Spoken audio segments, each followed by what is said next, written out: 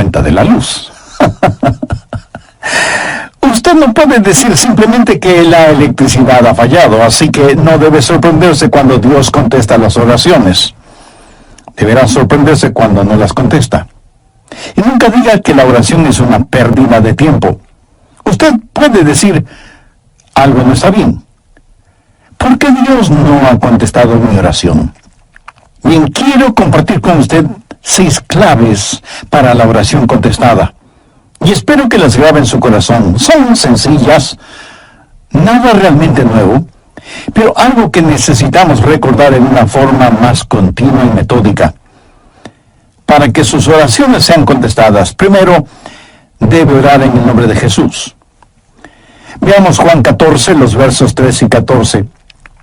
Jesús dijo, y todo lo que pidiereis al Padre en mi nombre lo haré, para que el Padre sea glorificado en el Hijo. Dios quiere glorificar a su Hijo, el Señor Jesucristo, y esa es la razón por la que debemos orar en su nombre. Y Jesús ratifica esa realidad al decir, si algo pidiereis en mi nombre, yo lo haré. Ahora vayamos al capítulo 16, versos 23 y 24, en donde Jesús hace énfasis en el mismo asunto. En aquel día no me preguntaréis nada. De cierto os digo, que todo cuanto pidiereis al Padre en mi nombre os lo dará. Hasta ahora nada habéis pedido en mi nombre. Pedid y recibiréis, para que vuestro gozo sea cumplido. Muéstrenme una persona cuyas oraciones le son contestadas, y de seguro que esa persona está llena de gozo. Jesús también dijo en Juan 14:6, yo soy el camino y la verdad y la vida. Nadie viene al Padre sino por mí. Y esa es la verdad en cuanto a la oración. No hay forma de llegar a Dios el Padre sino únicamente por medio de su Hijo Jesucristo. Supongamos que usted se pierde buscando una dirección en un lugar que no conoce. Así que detiene a una persona en la calle para que le ayude, y esa persona le dice, vaya derecho 3 cuadras más, luego vire a la derecha, verá una casa blanca con una cerca de madera, entonces vire a la izquierda, y esa es una calle sin salida. Recorra 3 cuadras más, vire a la derecha, y usted le interrumpe y le dice, un momentito, por favor, no puedo recordar todo eso, déjeme anotarlo.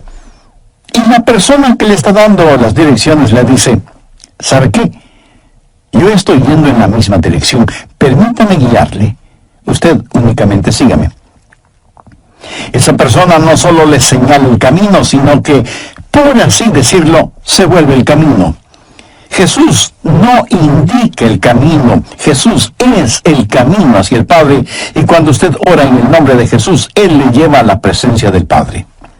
Anota Efesios 2:18.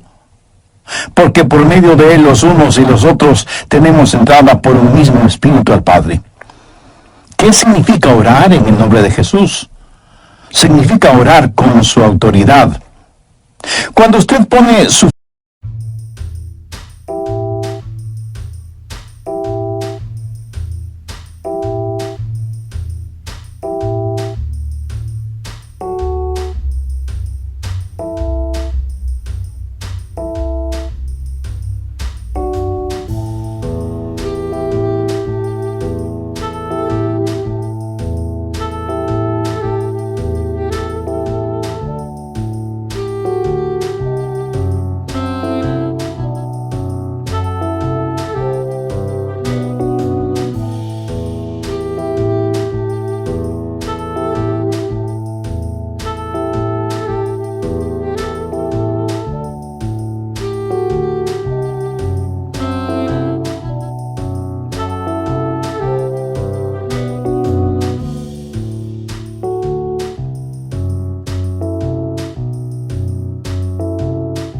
firma en un cheque y se lo da a alguien, esa persona va al banco y lo efectiviza.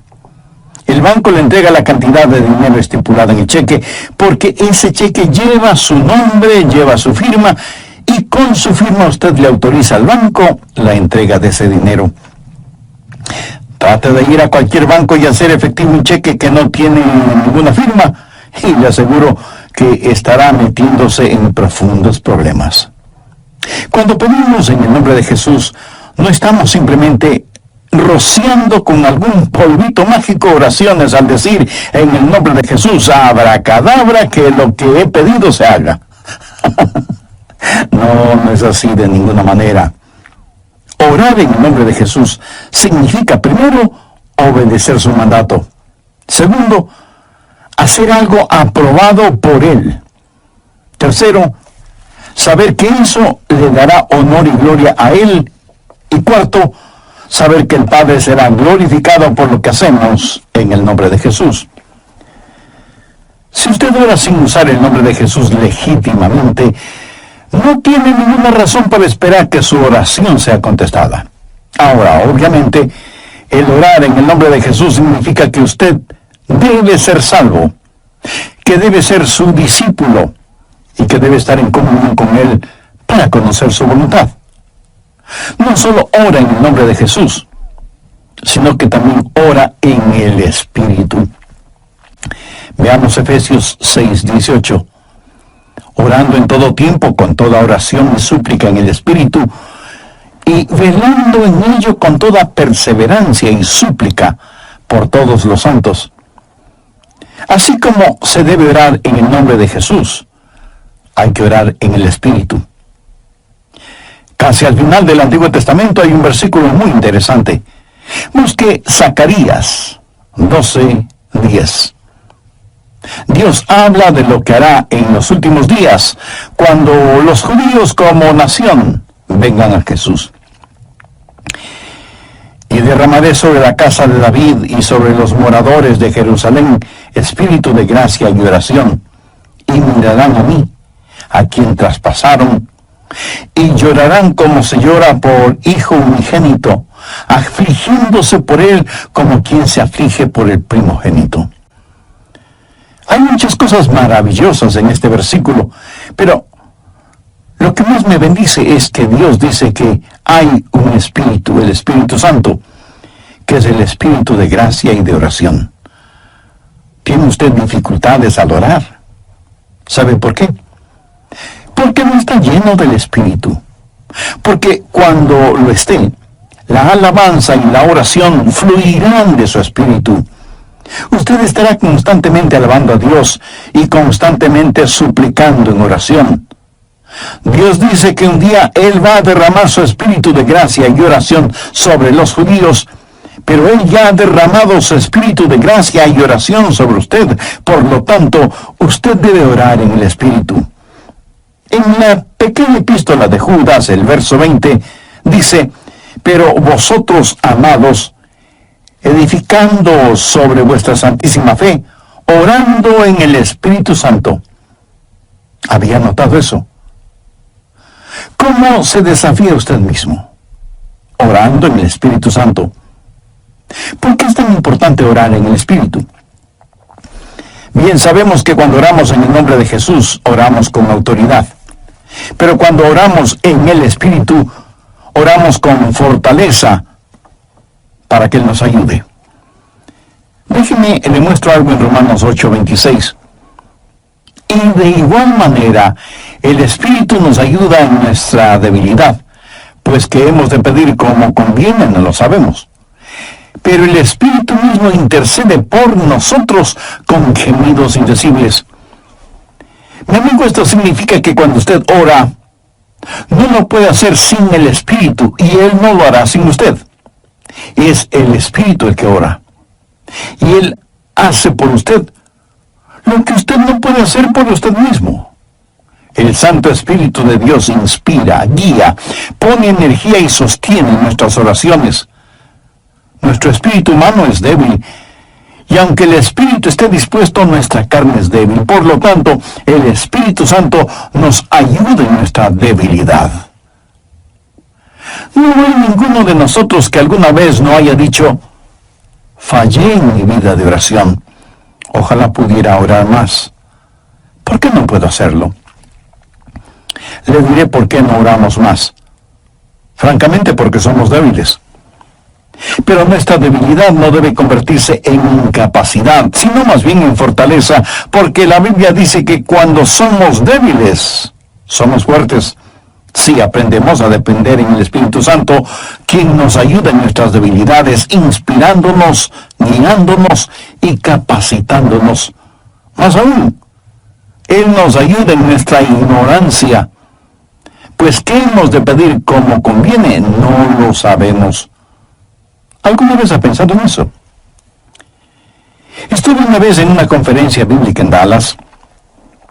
Al finalizar la conferencia, 2 jóvenes estudiantes se me acercaron y uno de ellos me preguntó: «Pastor, ¿usted ora?». Le respondí que sí.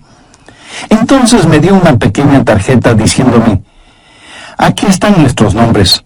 Somos estudiantes en el seminario. Por favor, ore por nosotros». Yo les agradecí y puse esa tarjetita en mi Biblia. He orado por esos estudiantes, pero no creo que lo haya hecho en forma regular. No porque ellos no me importen, pero una asignación de oración es más que 2 nombres en una tarjeta. Si tuviera que orar por todos quienes me piden que ore por ellos, las 24 horas del día serían suficientes, se lo aseguro. Esa es la verdad. Si usted trata de orar por todos y por todo, su oración, en vez de ser un caudaloso río, se convertirá en un estancado pantano. La oración, para que sea poderosa, tiene que ser canalizada. Cuando alguien me dice que está orando por mí, me siento increíblemente bendecido. Y hay hermanos que me dicen que oran por mí diariamente, y doy gracias a Dios que muchos oran por mí. Pero me entristece la realidad de que hay millones de seres humanos por los cuales nadie ora. Ahora escúcheme. Yo no deseo estar en la lista de oración de alguien, a menos que el Espíritu Santo haya puesto primero mi nombre en el corazón de la persona que dice que ora por mí. Y cuando usted está orando por otras personas en forma individual, muchas veces no sabrá cómo orar por ellos. Por ejemplo, su tía Rosita está enferma, y usted ora: «Señor, restaura la salud de tía Rosita». ¿Cómo sabe que Dios no está preparando a tía Rosita para llevársela al cielo? Y usted ora para que tía Rosita todavía se quede en la tierra, mientras que, de acuerdo a Juan 17:24, Jesús ora y dice: «Padre, aquellos que me has dado, quiero que estén donde yo estoy». ¿Dónde está Jesús? En el cielo. ¿Dónde está la tía Rosita? Todavía en la tierra. En las reuniones de oración, más se ora para que la gente sea sanada que lo que se ora para que la gente sea salvada. Parece que estamos más interesados en mantener a los salvos fuera del cielo que a los perdidos fuera del infierno. No sabemos orar como debemos orar. Cuando Saulo perseguía a los seguidores de Cristo, antes de que fuera el apóstol Pablo, me pregunto qué oraba la iglesia en relación con Saulo. Si yo hubiera vivido en esa época, seguro que hubiera orado: «Señor, mira cómo este Saulo nos persigue. Elimínalo, evapóralo, Señor, haz algo con él». Y ciertamente, Dios hizo algo con él, pero no precisamente como se lo pedimos. Dios lo transformó en el poderoso apóstol Pablo. A veces no sabemos ni lo que pedimos. Por eso el Espíritu Santo, que intercede por nosotros, dice: «Señor, esto es lo que Adrián está pidiendo, pero esto es lo que en realidad necesita». El Santo Espíritu de Dios nos ayuda en nuestras debilidades cuando nosotros no sabemos cómo orar, por qué orar, o cuando no tenemos la fortaleza, ni la energía, ni el deseo de orar. E intercede con nosotros, como la Biblia lo dice en Romanos 6:26, pero el Espíritu mismo intercede por nosotros con gemidos indecibles.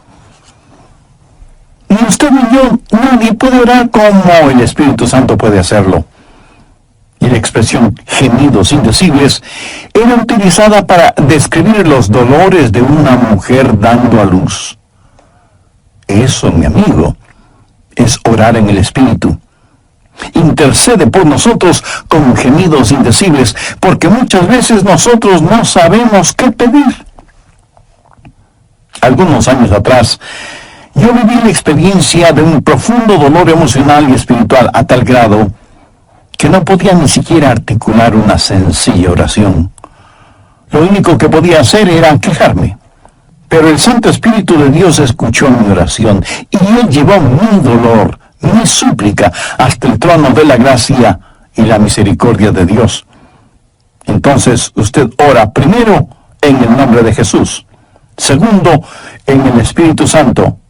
Para orar en el nombre de Jesús, usted tiene que ser salvo. Y para orar en el Espíritu, usted tiene que ser lleno del Espíritu Santo de Dios. Tercero, usted debe orar en obediencia a Dios. Es una malvada necedad el esperar que Dios escuche sus oraciones cuando usted no está viviendo en obediencia a Él. Lo triste es que hay personas que tienen la idea de que Dios les bendecirá aún en su desobediencia. Razone esto un instante. Si usted está viviendo una vida de desobediencia y aún así Dios contesta sus oraciones, ¿qué es lo que Dios está haciendo? Está animando y recompensando su pecado. Pero escúcheme, Dios le ama demasiado como para hacer eso. Veamos el Salmo 66. Quiero mostrarle algo. Salmo 66, verso 18. Este es un versículo que debería estar subrayado en su Biblia. Si en mi corazón hubiese yo mirado la iniquidad, el Señor no me habría escuchado. Ahí lo tiene, en blanco y negro y bien impreso. Y usted no tiene que ser un científico aeroespacial para entender eso, ¿verdad? Muchos hablan de las grandes promesas en la oración. Bien, esta es una promesa. Si en mi corazón hubiese yo mirado la iniquidad, el Señor no me habría escuchado. Ahora, note que no dice, si hubiera pecado, Dios no me escucharía. Dios no le escuchará a usted. Dios no me escuchará a mí. Dios no escuchará a nadie que tenga iniquidad en su corazón. Iniquidad significa el hacer trato con el pecado, sentirse en paz haciendo el pecado. Y si yo tengo cualquier iniquidad en mi corazón, Dios no me escuchará. Ora usted a Dios. Si tiene algún pecado en su corazón, ¿cómo puede esperar que Dios le escuche? Para que Dios le escuche, usted tiene que arrepentirse de sus pecados y tener a Jesús como su Salvador y Señor. Si antes no ha hecho esta decisión, le invito a que lo haga ahora mismo. Ore y diga, querido Dios, sé que soy pecador y que mi pecado merece tu justo juicio, pero me acerco a ti en busca de gracia y de misericordia, y suplicarte en los méritos de tu Hijo, el Señor Jesucristo, me perdones. Señor Jesús, tú diste tu misma vida en la cruz para darme vida eterna, y prometiste salvarme si confío en ti. Desde este mismo momento confío absolutamente en ti. Ven a mi corazón, sé mi Salvador y mi Señor. Toma el control de mi vida y hazme la clase de persona que tú quieres que sea. Gracias por perdonarme, limpiarme, sanarme y salvarme. Y ayúdame a cumplir siempre los designios de tu voluntad. Lo pido en tu santo nombre. Amén. Amiga, amigo, mi amigo, hay una buena palabra griega para describir lo que usted está diciendo. Tontería. Escúcheme, Dios no se impresiona con sus oraciones, pero sí se impresiona con su necedad. Veamos lo que dice Isaías 1:13. no me traigáis más vana ofrenda. ¿Sabe usted lo que es una vana ofrenda? Es solo una oración vacía. No me traigáis más vana ofrenda. El incienso me es abominación. Aquí ellos estaban en el templo quemando incienso, ofreciendo incienso en el altar.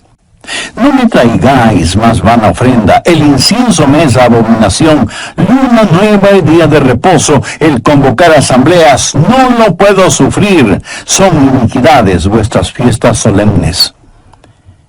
¿Qué es lo que Dios está diciendo aquí? Que todo lo que ellos hacían como parte de su religión, Él lo detestaba. Y en Isaías 1, los versos del 15 al 17, leemos: Cuando extendáis vuestras manos, yo esconderé de vosotros mis ojos. Asimismo, cuando multipliquéis la oración, yo no oiré. Llenan están de sangre vuestras manos, lavaos y limpiaos, quitad la iniquidad de vuestras obras de delante de mis ojos, dejad de hacer lo malo, aprended a hacer el bien, buscad el juicio, restituid al agraviado, haced justicia al huérfano, amparad a la viuda. Veamos ahora Isaías 59:1. He aquí que no se ha cortado la mano de Jehová para salvar, ni se ha agravado su oído para oír. Dios no se ha vuelto manco ni sordo, pero vuestras iniquidades han hecho división entre vosotros y vuestro Dios, y vuestros pecados han hecho ocultar de vosotros su rostro para no oír. ¿Ha leído alguna vez algo del libro de Esdras? Vayamos al capítulo 9, verso 6.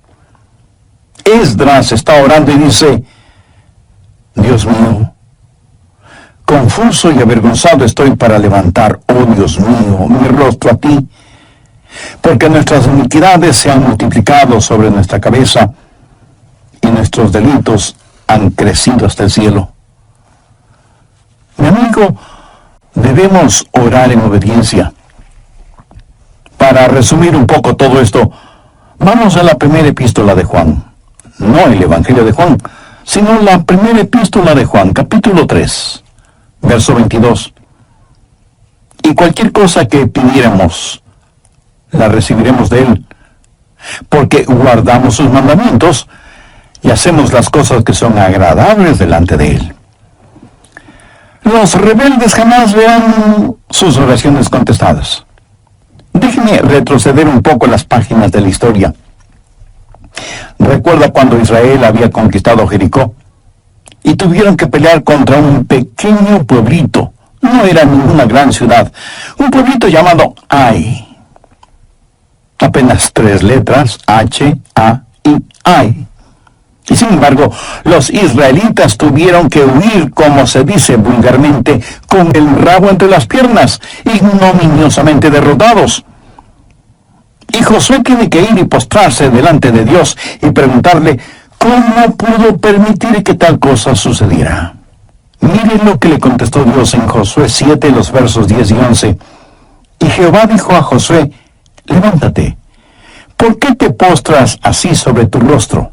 Israel ha pecado. Dar tus oraciones como una cortina de humo para ocultar el pecado que hay en medio del pueblo. Enfrenta y elimina ese pecado, y entonces oiré tus oraciones. Cuarto, usted debe orar en la voluntad de Dios. No solo conocer a Jesús, no solo ser lleno del Espíritu, no solo obedecer los mandamientos, pero aún habiendo hecho todo esto, todo lo que usted desea no es necesariamente la voluntad de Dios para usted. Anote 1 de Juan 5, versos 14-15. Y esta es la confianza que tenemos en Él, que si pedimos alguna cosa conforme a su voluntad, Él nos oye. Y si sabemos que Él nos oye en cualquier cosa que pidamos, sabemos que tenemos las peticiones que le hayamos hecho. Orar en la voluntad de Dios. Y usted no encuentra la voluntad de Dios simplemente por adivinación. El pastor...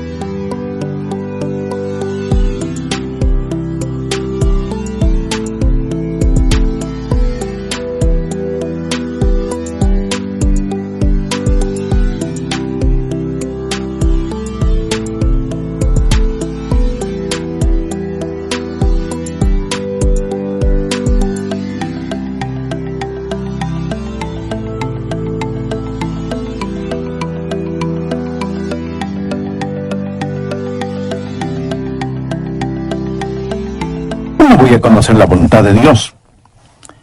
Bien, permítame hacerle una pregunta. ¿Quiere en realidad saberlo? Y usted me responde, bueno, no sé si quiera saberlo o no. Entonces le haré otra pregunta. ¿Quiere hacer la voluntad de Dios? Y usted me responde, sí, claro que sí. ¿La quiere hacer realmente?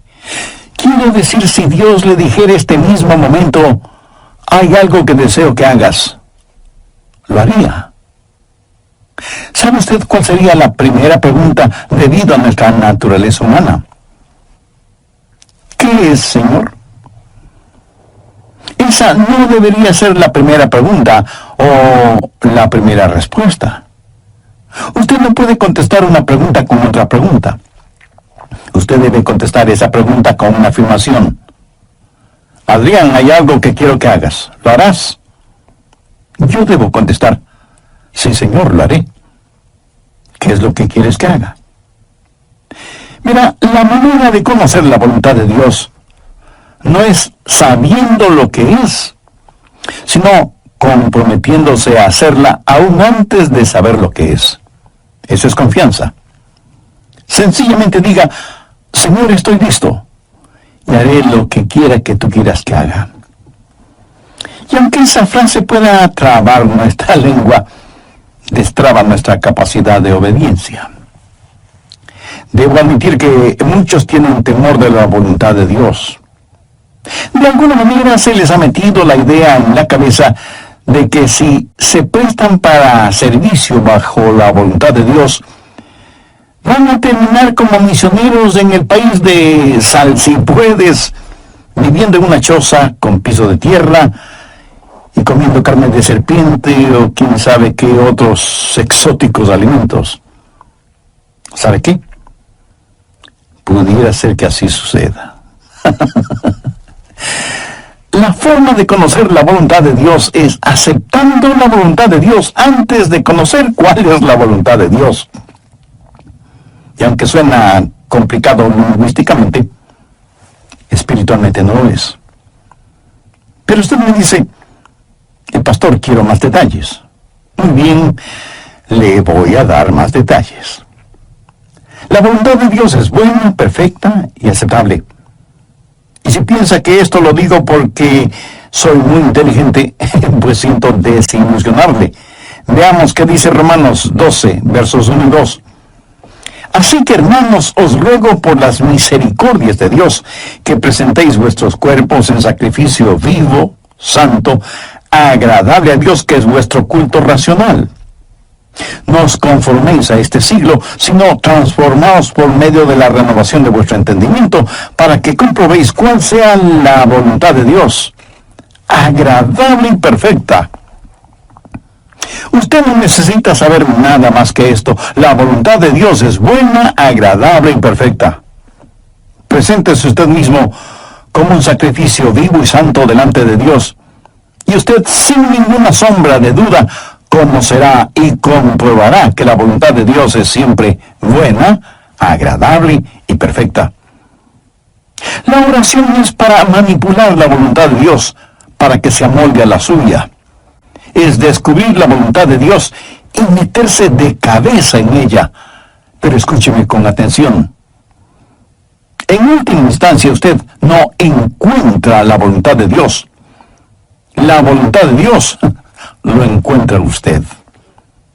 Cuando su corazón está bien con Dios, usted presenta su cuerpo como un sacrificio vivo y rehúsa el ser amoldado por el sistema y los valores del mundo, para más bien ser transformado, renovado en su mente y empezar a pensar los pensamientos de Cristo y por lo tanto tener la capacidad de orar en la voluntad de Dios.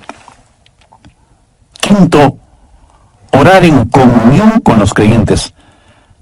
Por favor, busque el Evangelio de Marcos, capítulo 11, los versos 25 y 26.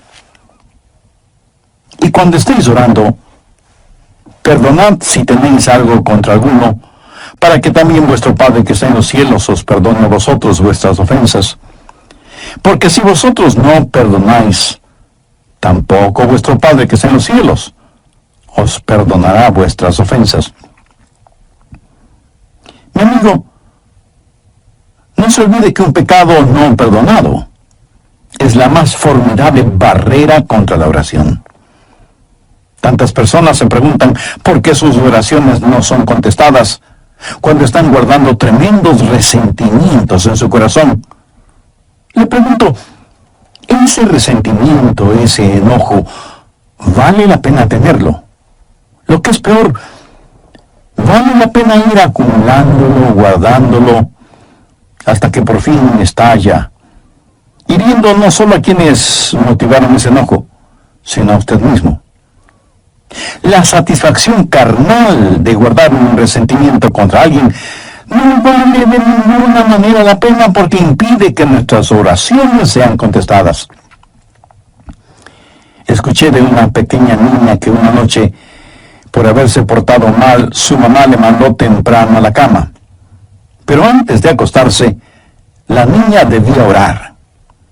Ella así lo hizo. Oró por su hermana y su hermano, oró por su papá y su abuelita, oró por sus amigas en la escuela, oró por su profesora, oró por su perro y por su gato, y finalizó con un alegre amén. Luego, mirando a su madre, le dijo: como habrás notado, mamá, tú no estuviste en mi oración.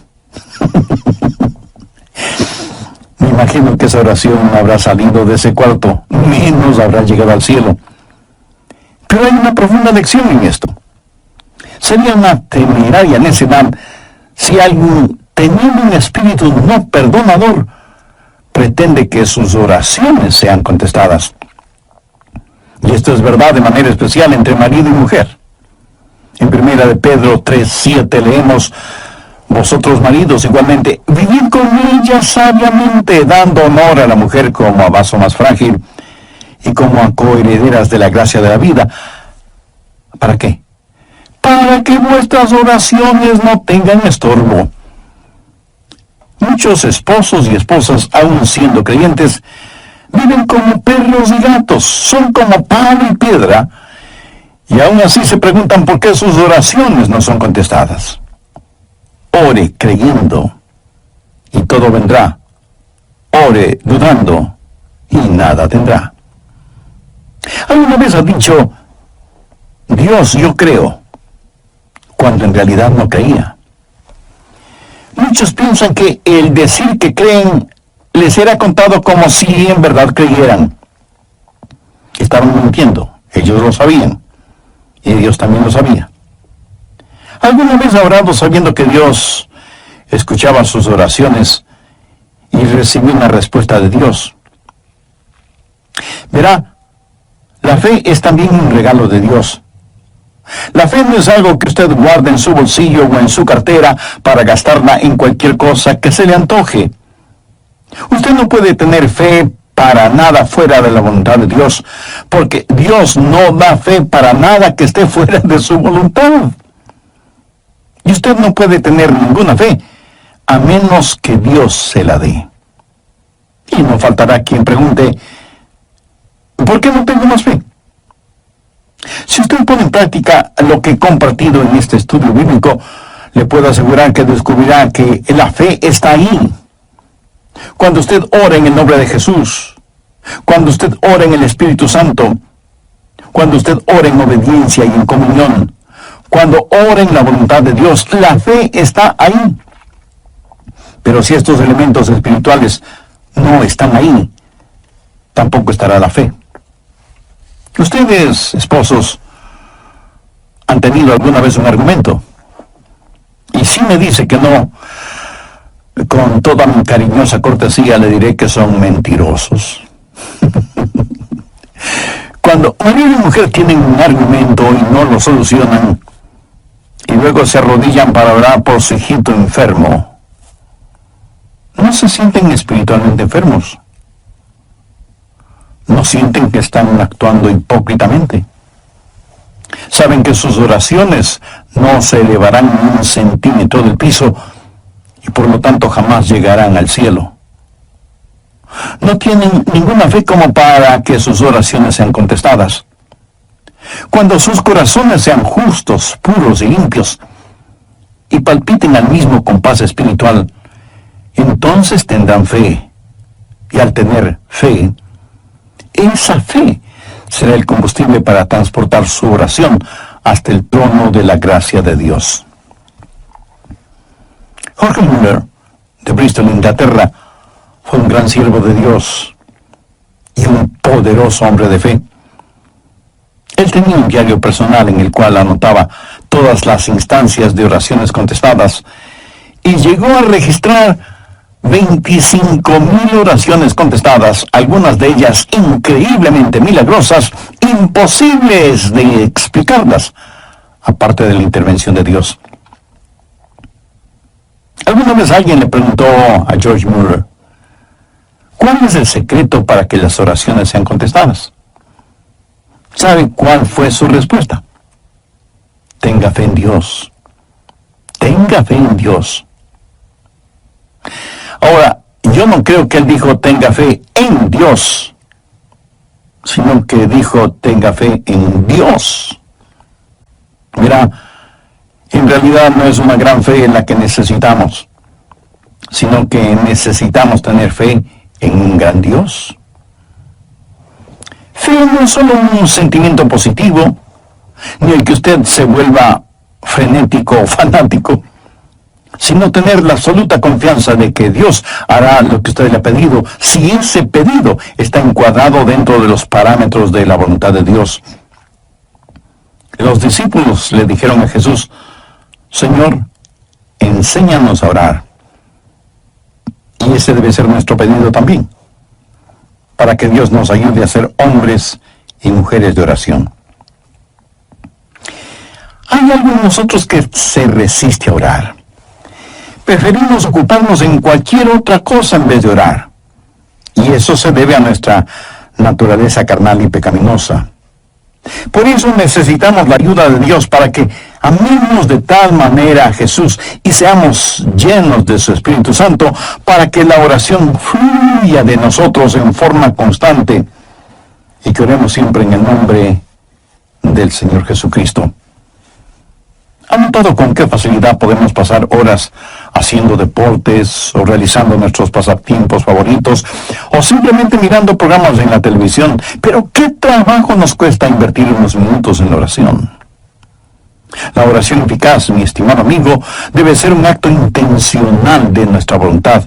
No debemos acercarnos al trono de la gracia en forma casual, sino en forma totalmente intencional.